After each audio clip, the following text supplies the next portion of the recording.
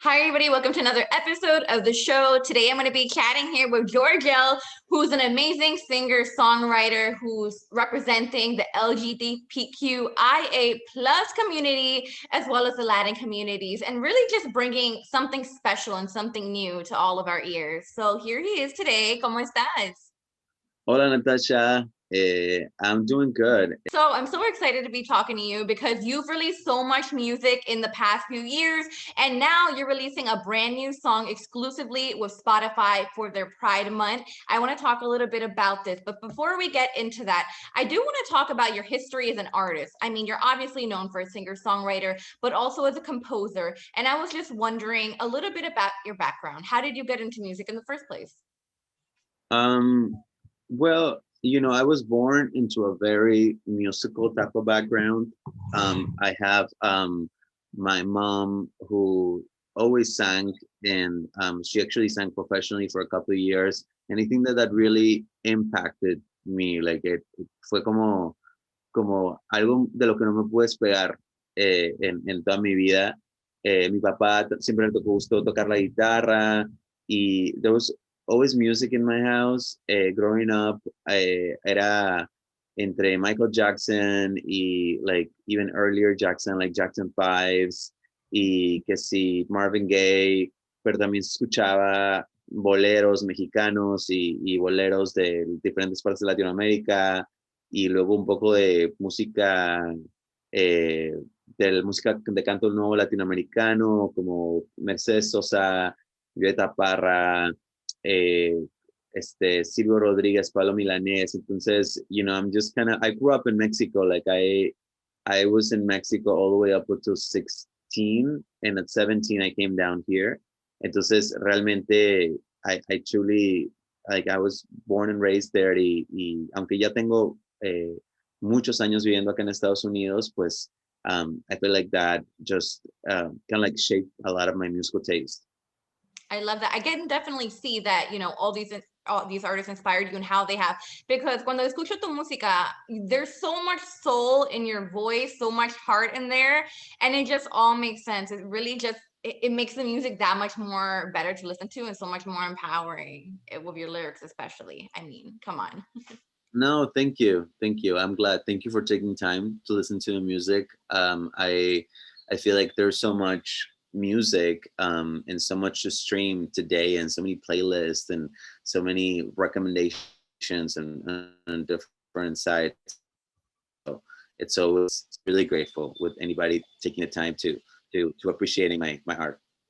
Oh, I love that. Thank you so much. That's so sweet. It's really true. There is so much music today. So then when we have an artist like you who we can see you have, the dedication of your followers, of your listeners and everything who are constantly wanting more from you. It's really great to see that, because that means that you have such an impact on them. Obviously, not only with your music, but you're using your own voice and your own platform to elevate, the voices of the communities in the LGBTQIA plus, and then also disclose the issues that are going on within the Latin communities. And with that, why is it so important for you to use your platform and your voice to elevate these issues?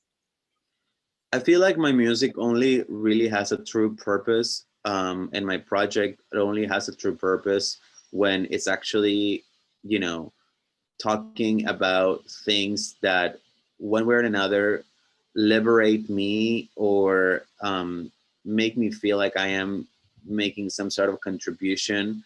Um, and I feel like without that level of purpose, or without that level of sort of like radicalism, or like, even like a tiny revolution that I live with the things that I write about, and the things that I like to express. And even, it's happening with the new single with No Puto, really clearly and very outspokenly. But even the music that I released before, siempre han sido cosas that one way or another they're bringing out, the this concept of degenerizing or degenderizing music in general, and just kind of like, and just also identity. It's just sort of like expression, freedom, And in this case now with No Puto, it's a fight. It's a fight song. I love that. Yeah. So since we're already getting into No Puto, qué nombre, qué título. Pero lo que más me encanta is that, you know, the message behind it, obviously we're getting into talking a little bit about it, but I did read up and you wanted to use this word because it's had such a negative connotation for so long. So it's like you're taking back the power. And I mean, it's incredible. It's incredible to hear. It's incredible to watch. And I wanted you to talk a little bit more to that. Yeah, there's just like a lot of controversy about what which words can be, taking, use, which one are taboos, which ones are curses, and you know that there's so much hypocrisy in general about this subject, by like society in general, or like more conservative society. But in Mexico particularly, there's just like the hypocrisy around it is just so massive, and like the double face that a lot of people can be about the subject is pretty massive.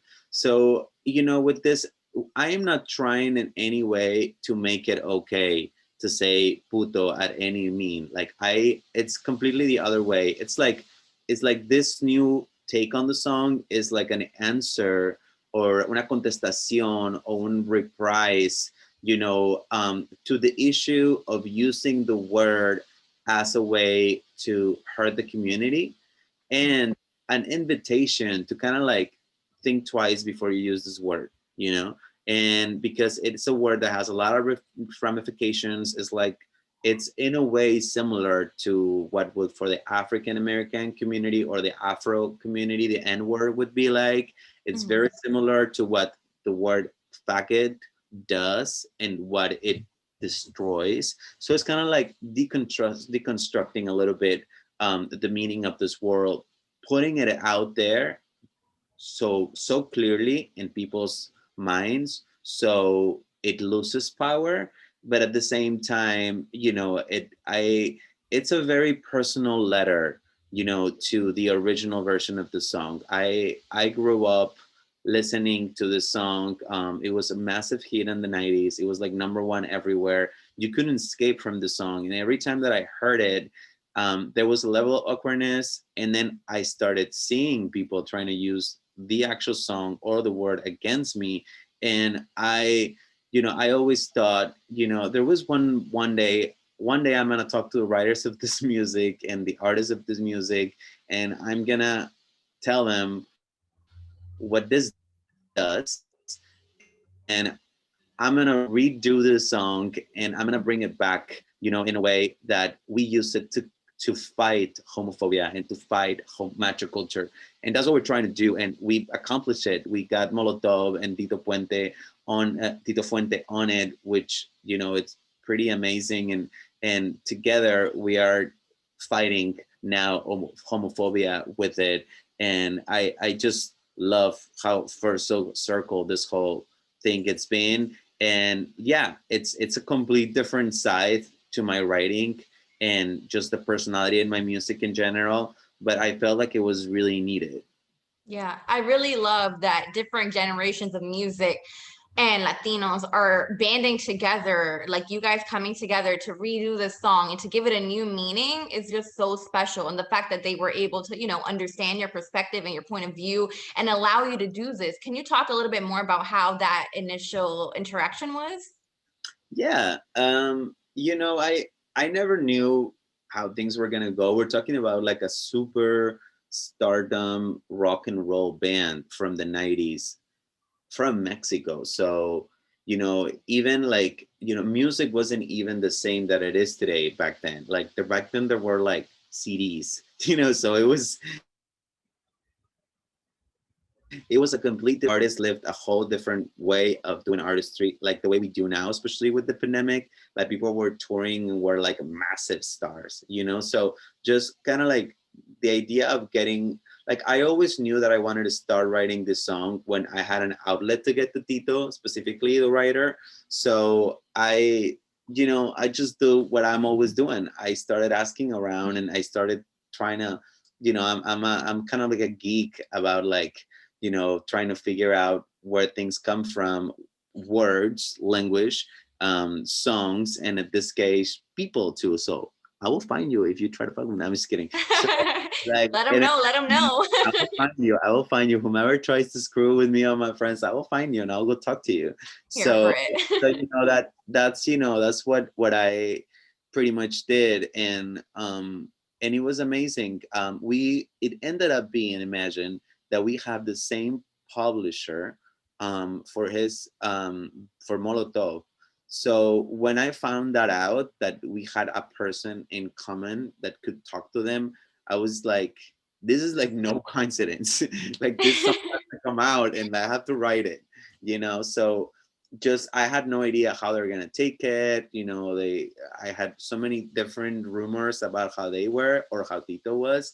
So I was just not sure. I just knew that they weren't homophobic and they and I know that you know, he's always trying to get that clear, and that was all I needed. It's like I'm not gonna go and try to convince somebody that thinks that way otherwise. But if that part of the road is clear, I'll work my way into it.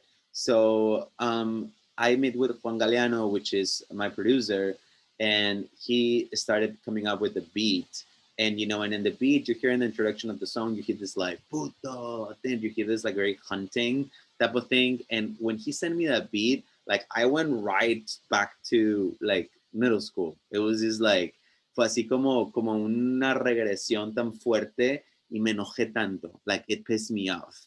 So I didn't know what emotion this was gonna bring. That's why I wanted to wait until there was a way of doing it.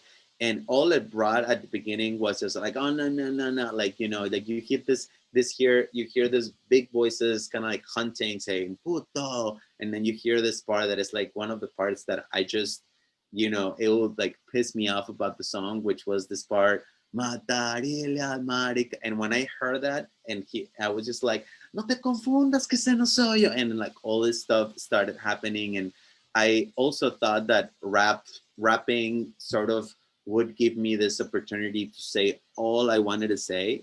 And it would also give me this opportunity to actually, like, use like the aggression that the original song had, because it's a very aggressive song initially directed towards politicians that are abusing people. I was just like, let's take all this aggressivity and like, let's just tell the homophobics and the machos how tired we are of them. So, and that's how the song was born. And I sent it to Yvonne, who is my publisher and their publisher, and she sent it to them, and people loved it. And I talked to him.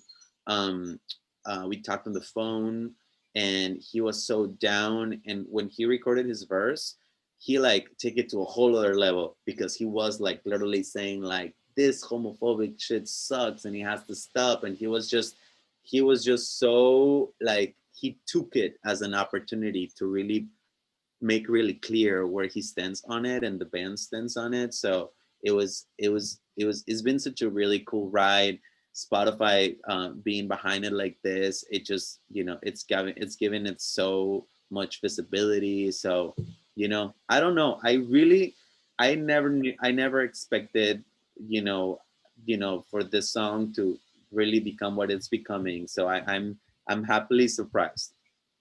I am loving it, honestly. I feel like the message translated really well. Again, the fact that you and this other generation of music are able to come together on this song to just clarify things that might have been misconstrued in the past, and just make something so beautiful out of it is really amazing. And then again, going to the sound of it's definitely a different sound that we've heard from you, and it's a good positive thing. I definitely love this kind of more like aggressive, like rocola sound and everything, because from your last EP, Claro, and then past songs, it has like a different side to you, and we're just loving seeing it and everything. By the way, speaking of the EP, can we talk a little bit about that, and if you have any new upcoming projects that we can be on the lookout for as well? Yes, 100. So we have Claro came out this year, which is like everything came out this year. It's so crazy. But Claro came out this year, and it's this strong collaboration with producer Juan Pablo Vega and Ferraz. And we got, I believe, 5 songs in there. And we got amazing collaborations with um, fellow queer artist Maviland, and also I got an Adrenalina we did with this amazing rapper. Which, by the way, I have to say that Nampa Básico, which whom I did Adrenalina with, really motivated me to like dare myself to rap. Like a lot of people don't know that in Claro, 4 of the 5 songs had a rap on it, but I took it off. Oh, And wow. so I just, it was weird. Like I wanted to, it was recorded and everything, but to me, before I put anything out, it has to be like I'm 100% behind it, Yeah. and that happens a lot in music. And I really, I kind of like, Nanpa really helped me to kind of like sort of like go for it. It's like I was like, I'm always trying to be really respectful with different genres and the things that I can mess with and things that I cannot mess with. But I just really felt like I needed it a more aggressive outlet or excuse to come out and rap more. And just No Puto was like the perfect way of doing it. So I'm glad that that didn't happen before, but Nampa was like so important on that process. I also collaborated with Katsuoso in Casa, and it's a great EP, and I love that side.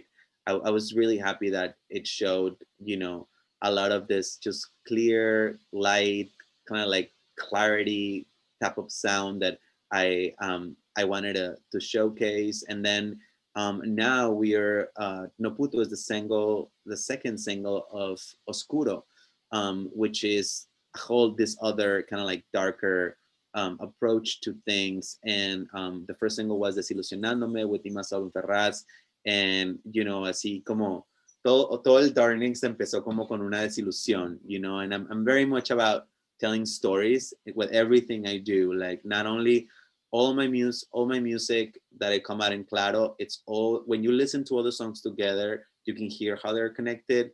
I want my music on EPs as well to be connected, how they transition one to another. I'm pretty geeky like that. And then after Oscuro, we have Claro Oscuro, which is the album coming out on at the end of this year. So everything it's kind of coming out this year. So it's really exciting. Just new music back to back. We're so excited to hear all of it. We're really loving all of your music, especially No Puto, which is amazing again. And then everything that you stand for, we're just so glad that you're educating our communities and educating us constantly. Everybody can always stand to, continuously learn new things and everything. So we appreciate that so much. Honestly, Georgel, you're incredible. No, thank you, Natasha. It's been a really really really fun ride. Like all really I'm trying to do is to heal myself. I feel like we're all human beings, no matter what gender, sexual identity, race, no matter where we're from, no matter what background we have, we all have like even a little bit piece of that it's broken. And I'm going through my own healing process through music, which is what it does to me. Everybody finds different outlets to do their own healing. That's what music does to me, and I just hope that throughout my process, um, I can help somebody, or I can make somebody feel like they're not alone. I definitely feel like you're doing that for, all of the communities, the Latino communities, the LGBTQIA plus communities as well are definitely feeling it. On behalf of all of our audience, I just want to thank you again for your time today to, really shed some light on all of these issues and talk to us about your music. So we're so appreciative. Thank you. No, no, no. Thank you, Natasha. Que no sea la última vez. Y me encantó conocerte. You guys have an amazing day. Thank you so much. You as well. It definitely will not be the last.